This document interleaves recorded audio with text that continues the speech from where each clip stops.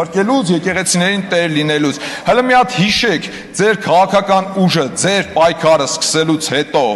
ինչ հայտարարություն արեց, գալիս եք եկեղեցին փրկեք։ Մի հատ գնացեք տեսեք հələ քանի հատ եկեղեցի է փլուզվել։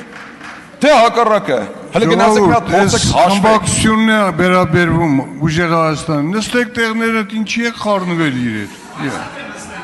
Չի կարելի ախր, դուք շատ ազատ եք, ձեզ համար շարժվում։ Լռեք։ Գալիս եք եկեղեցիներ փրկելու, հələ մի հատ գնացեք հաշվեք տեսեք քանի հատ եկեղեցի է հիմնանորոգվել։ Քանի հատ եկեղեցի է բարեկարգվել այս ընթացքում։ Հա, իմիջիայլոց, այսօր այս նստատեղերից ինչ որ գոռում եք, ուր է վեհապարը, ո՞ր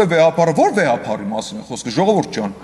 Ո՞ր վեհապարի մասին է խոսքը։ Դու չի նախ դուքա, պարոն Կարապետյան, դուքա ձեզ համար։ Ով է ձեր վեհապարը, Կտրիշ Ներսիսյանը։ Մի րոպե։ Կտրիշ Ներսիսյանը։ Ժողովուրդ լռեք։ Կտրիշ Ներսիսյանին կգնաք ու կփնտրեք այնտեղ որտեղ ինքը կա։ Այն Կտրիշ Ներսիսյանին պատգամավորներ։ Կտրիշ Ներսիսյանին փնտրեք իրենց զավակների մոտ։ Մի րոպե, ժողովուրդ։ Կտրիչ Ներսիսյանը, կուսակրոնության ուխտը խախտած Կտրիչ Ներսիսյանը։ Համակերպեք դրա հետ, պարոն Ղազինյան։ Համակերպեք այդ մտքերը։ Հանգստացեք։ Որովհետև ինքը կուսակրոնության ուխտը խախտած Կտրիչ Ներսիսյանը։ Համակերպեք այդ մտքերը։ Անդիմությունը քաղաքական խոսում է ինչ-որ տարածքներ հանձնելուց։ 2020 թվականից մինչ օրս հարգելի ընդդիմադիր գործիչներ, համբերություն ունեցեք ու մինչև վերջ լսեք։ 2020 թվականից մինչ օրս դուք խոսում եք Սյունիքը հանձնելու մասին։ Շատ խնդալու է, գիտեք այս ամեն ինչը։ Անընդհատ խոսում եք Սյունիք տարածքներ հանձնելու, տարածքներ տալու մասին։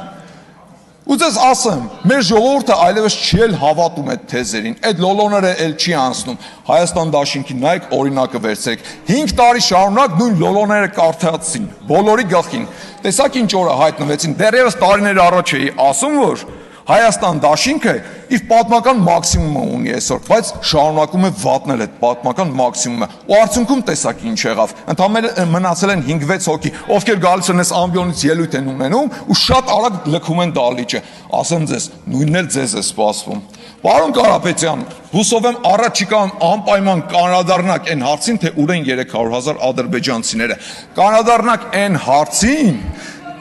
թե Թույլ տվեք շարունակեմ։ Կանրադառնաք այն հարցին, իմիջիայլոց ձեր խմբակցության պատգամավորներից մեկը այս ամբիոնից ելույթ էր ունենում։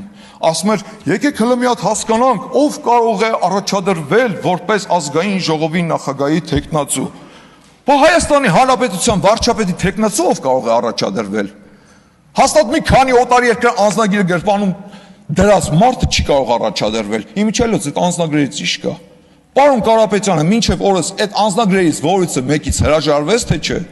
Թե հերթական լոլոն էր, խաբեց ժողովրդին, անցավ առաջ։ Հուսով եմ առաջիկայում կանրադառնաք այս հարցին, որովհետև մի քանի անգամ նկատել եմ լրագրողները այդ հարցը իրեն տվել են, լոլո կարդալով անցել է առաջ, մինչև վերջել չպատասխանելով այդ հարցին ու փաստացի մինչև այսօր շարունակում է մի քանի անձնագիր ունենալ, ընդ որում օտարի երկրյա։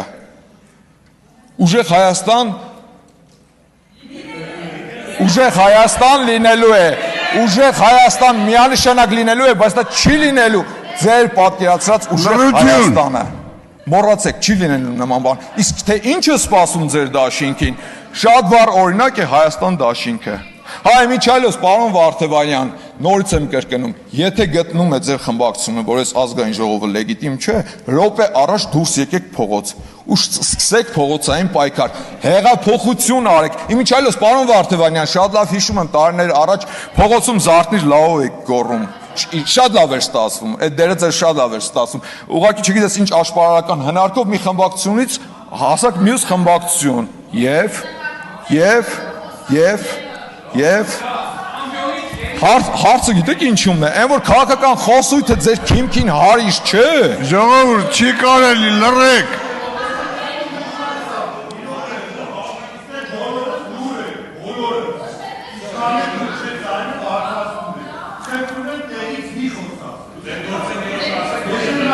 Հարգելի պատգամավորներ, պարոն Սեմիդյան, խնդրում եմ վերջ տվեք։ Եվ վերջում հավելեմ, հուսով էի, որ ուժեղ Հայաստան խմբակցության ղեկավարը, խմբակցության պատգամավորները իրենց մեջ ուժ կգտնեն ներողություն խնդրել մի արտահայտության համար, որը տևական ժամանակ առաջ արել էր խմբակցության անդամներից մեկը, որ ցանկանում է հայ սակրավորների մահը, բայց մինչև այսօր ոչ մեկից ոչ մի բառ չեմ լսել։ Ժողովուրդ, դուք լուրջ կիսում եք այդ մոտեցումը։ Լուրջ։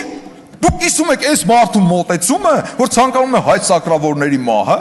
թե ձեր մեջ այդքան ուժ չեք գտնում, որ դրա համար ներողություն խնդրեք։ Իմիջիայլոց ձեր պատգամավորի տեխնացուներից մեկն էլ հայտարարում էր, թե Իրանցը անկլավ է, դրա համար էլ ներողություն ոչ մեկի կողմից չհնչեց։ Չեմ ուզում հավատամ, որ դուք էլ եք կիսում այդ տեսակետը, որ Իրանցը անկլավ է։ Ու այո, ուժեղ Հայաստան լինելու է, բայց դա ձեր պատկերացրած ուժեղ Հայաստանը չի լինելու։ Շնորհակալ